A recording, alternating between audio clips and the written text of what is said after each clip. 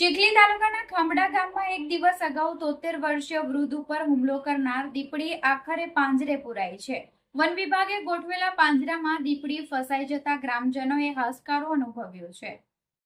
પ્રાપ્ત માહિતી અનુસાર ખાંભડા ગામના 73 વર્ષીય ખેડૂત નટુભાઈ પટેલ એક દિવસ પહેલા પોતાના ખેતરમાં કામ કરી રહ્યા હતા। તે સમયે ઝાડીઓમાં છુપાયેલી દીપડીએ તેમના પર અચાનક હુમલો કર્યો હતો। દીપડીએ નટુભાઈના પેટ અને થાપાના ભાગે પંજા મારતા તેઓ ગંભીર રીતે ઘાયલ થયા હતા। નટુભાઈને બૂમાબૂમ સાંભળી દીપડી ત્યાંથી નાસી છૂટી હતી। આ ઘટના બાદ ગંભીર રીતે ઘાયલ નટુભાઈને તાત્કાલિક સારવાર અર્થે હોસ્પિટલ ખસેડવામાં આવ્યા હતા। સ્થાનિકોના જણાવ્યા મુજબ ખાંભડાની ભવાની વડ પાસે નદી કિનારે આવેલા સીમ વિસ્તારમાં છેલ્લા કેટલા સમયથી દીપડાના આંટાફેરા વધી ગયા હતા। એક સપ્તાહ અગાઉ પણ આ વિસ્તારમાં બાઇક પર સવાર 3 યુવકો ઉપર દીપડાએ હુમલો કર્યો હોવાની ઘટના બની હતી।